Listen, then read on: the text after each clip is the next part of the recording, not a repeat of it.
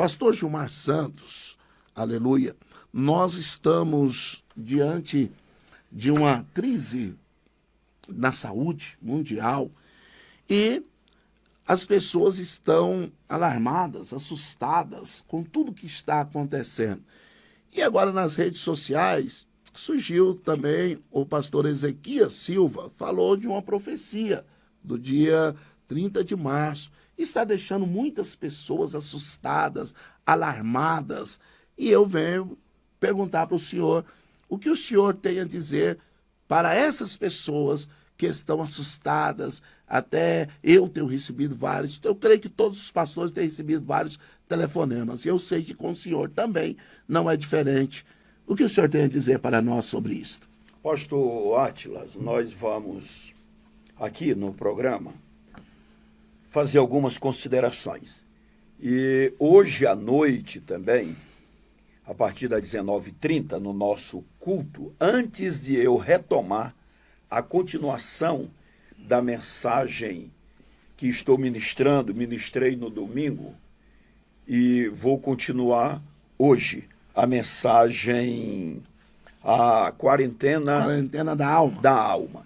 Antes eu vou também para alcançar aqueles irmãos que por alguma razão não estão conectados conosco agora, para alcançar mais alguns com uma orientação bíblica. Então, retomarei este assunto rapidamente à noite, antes da nossa ministração. Bem, para nós considerarmos a questão, eu começo por dizer, uma coisa é nós falarmos de um assunto que está gerando polêmica, como esta profecia proferida pelo pastor Ezequiel Silva, falar de uma pessoa que nós não conhecemos, e outra situação, mesmo considerando uma profecia, é falar de pessoa que nós conhecemos. Então, eu estou dizendo assim para dizer a todos e a cada um que eu conheço o pastor Ezequias Silva.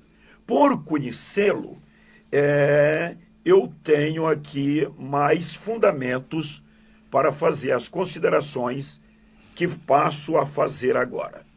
Meus queridos irmãos e amigos, três coisas estão sempre presentes na pregação e na vida do pregador. Quais são essas três coisas? Primeiro, a fé. Segundo, a razão. Terceiro, a emoção. Agora, cabe ao ministrante, ao pregador, ao pastor, à ministrante, à pregadora, ao servo de Deus, à serva de Deus, ter uma maturidade espiritual, emocional, para manter este equilíbrio e sempre ter a certeza e o cuidado de discernir entre a voz do Espírito Santo, a voz da sua própria consciência e a voz das suas emoções. Inevitavelmente, comigo, com o senhor, com os melhores pregadores ou expoentes da palavra de Deus, todos nós haveremos de estar, no momento da ministração, tá? Influenciados, vou usar o termo influenciados, tá? Pela fé, pela razão e pela emoção. Vamos fazer uma leitura bíblica em 1 Coríntios, capítulo 14, versículo 29. Chama aí para mim, irmão Vitor, por favor. 1 Coríntios 14, 29.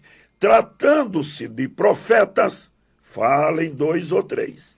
E os outros julguem cuidadosamente o que foi dito. Deixa na tela aí, irmão Vitor. Pastor Atlas, 1 Coríntios 14, 29 está nos dizendo que nós devemos julgar as profecias. Tá? Claro que nós devemos julgar o profeta, tá? Sua integridade moral, sua origem, se a sua mensagem sempre foi uma mensagem bíblica, cristocêntrica, tá? Seu fundamento, seu alicerce familiar, sua formação ministerial. Mas, segundo 1 Coríntios 14, 29, nós devemos primeiramente julgar a profecia e os outros julguem cuidadosamente o que foi dito. Ainda que não esteja errado, mas a maioria das pessoas primeiro julgam as pessoas. E nós precisamos tomar cuidado com isso, para não julgarmos primeiramente a pessoa. Com isso eu quero dizer aos irmãos que eu conheço o pastor Ezequias Silva. Ele era um homem de Deus que eu já vi, já ouvi pessoas, inclusive pessoas de boa formação acadêmica, receberem curas lindas ministradas por ele, e que chegam lá e dizem, de fato, eu fui curado. Então, quem conhece ele sabe que Deus o usa na ministração dos dons da cura. É um pastor de uma igreja, é um pai de família, até onde eu o conheço, marido de uma só mulher. Tem vários filhos e filhas que trabalham com ele, ajudam ele no ministério. Então, eu estou falando da pessoa. Então, tomemos cuidado para, neste momento, nós não queremos julgar, ultimar e taxar como malfeitor, maligno a pessoa. Vamos a um segundo versículo. Romanos, capítulo 12, versículo 1. Portanto, irmãos, rogo-vos, pelas misericórdias de Deus, que se ofereçam em sacrifício vivo, santo e agradável a Deus, que é o culto racional de vocês. Em outra tradução, rogo-vos, pois, irmãos, pela compaixão de Deus, que apresenteis os vossos corpos como sacrifício vivo, santo e agradável a Deus, que é o vosso culto racional. Guardem, culto racional. O culto pode estar encharcado do Espírito Santo, marcado por grandes abençoadas profecias, grandes milagres, tremendo avivamento. Mesmo assim, ele tem que ser um culto racional. Porque o Espírito Santo, quando nos usa, nós não perdemos a nossa razão, a nossa mente. Do contrário, isto seria sessão de ocultismo. Então, estamos sendo usados com profecias, com ministrações de milagres. E quem está recebendo revestimento de poder, mas não perdeu a mente. É verdade que nós temos vários irmãos, eu sou pentecostal, que pulam, que choram, uns caem. Eu não estranho. Até porque o apóstolo Paulo diz assim, quando eu era menino, eu falava como menino. Eu andava como menino. Depois que me tornei adulto, eu deixei as coisas de menino. Se nós adultos ficarmos todo o tempo pegando ao pé da letra as meninices espirituais dos irmãos da membresia na igreja, nós vamos matar as crianças espirituais. E igreja sem crianças, sem novos convertidos, não vai para frente. Então nós precisamos saber lidar com nossas crianças espirituais. Mas eu disse que no púlpito, na ministração, na pregação e na vida do pregador pregando, há 3 elementos: fé, razão e emoção. E aqui está Romanos 12:1, vosso culto racional, que eu, senhor pastor Átila, senhores pastores e pastoras, mesmo tremendamente usado por Deus, sempre tenhamos um equilíbrio racional e temos um culto racional. Vamos a uma terceira referência, 1 Coríntios 14, 32.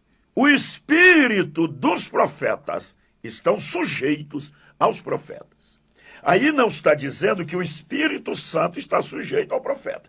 Espírito está em E minúsculo. Aí é o espírito do profeta. Cuidado para não dizer que você controla o Espírito Santo. O Espírito Santo é Deus. Jamais.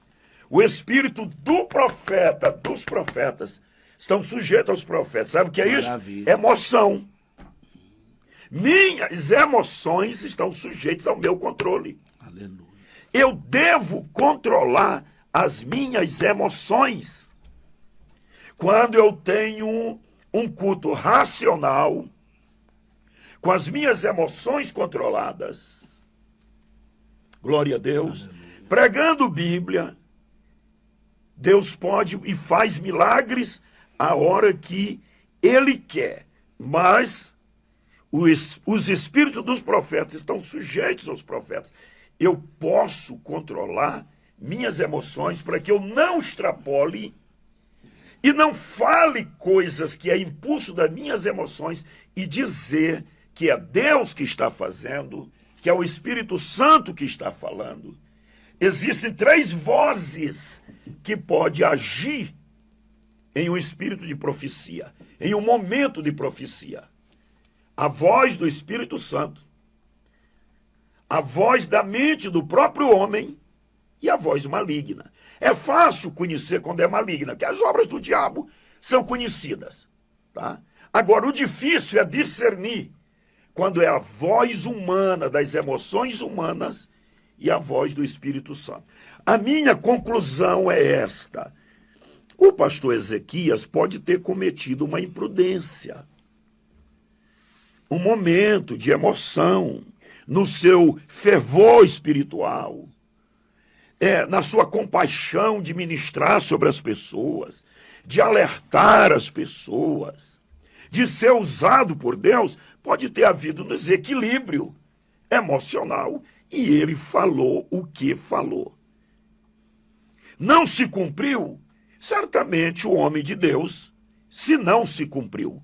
Porque até onde eu posso ver, pelo menos aqui na nossa região, não se cumpriu. Tá? Mas eu não sou o dono da razão e eu não sei de tudo. E eu não tenho interesse de querer saber tudo. O apóstolo Paulo diz, ninguém queira saber além do que convém. Então, na nossa região, pelo menos, está tudo em paz desde a madrugada. Se não se cumpriu, certamente o homem de Deus vai cair em si, vai tirar lições disso, vai ponderar. Tá? Aí alguém me diz, pastor, e as consequências? Claro que há consequências por causa daqueles que são menos preparados, não têm conhecimento bíblico, né? E a gente também fica disponível para orientar essas pessoas, por isso que eu estou fazendo isso aqui. Tá? E eu, pastor, que entrei em pânico, você está ouvindo uma palavra de orientação para lhe ajudar, para lhe abençoar. Aí fica uma outra lição. Muitas das vezes, irmãos que não se congregam, seus pastores pregam, ensinam, tem culto de ensino, você não aparece, não gosta de culto de ensino, estou falando com quem não gosta. Aí na hora que sai uma questão dessa, você é o primeiro a entrar na questão. Se você estivesse preparado, andando com a sua igreja no ensino da palavra, talvez você não fosse tão abalado com esta questão. Então, o que eu estou dizendo? Pode ter acontecido que este homem de Deus, tá, tenha sido mais tomado pela emoção do que mesmo pelo equilíbrio da fé e do exercício dos dons espirituais. O que eu quero dizer, se houve erro, houve danos, sempre que há danos, há consequências. Mas nós devemos orar pelo pastor Ezequias, por sua esposa, o seu ministério, pedir a Deus, Senhor, ajuda o teu servo, abençoa ele. E em vez de agora só jogar pedra, dizer, olha, nós estamos orando pelo Senhor. Deus lhe dê graça e que Deus continue lhe usando e que com esta lição, a maneira do Senhor conviver com os dons espirituais seja mais aperfeiçoada. Maravilha. Então nós podemos concluir de tudo isso, pastor Gilmar, que a palavra de Deus, estar alicerçado na palavra, confiando e praticando a palavra, é o melhor remédio para qualquer situação, seja em tempos de crise, seja em tempos de bonança. Que os irmãos fiquem firmes com a palavra. A palavra, a palavra, a palavra. É a palavra, a fé vem pelo ouvir e ouvir a palavra de Deus. Fundamento da nossa fé é a palavra de Deus. Glória a Jesus, a palavra santifica, limpa, fortalece e por aí vai. Então, é nós fazermos um retorno à palavra de Deus. Amém. Então está aí.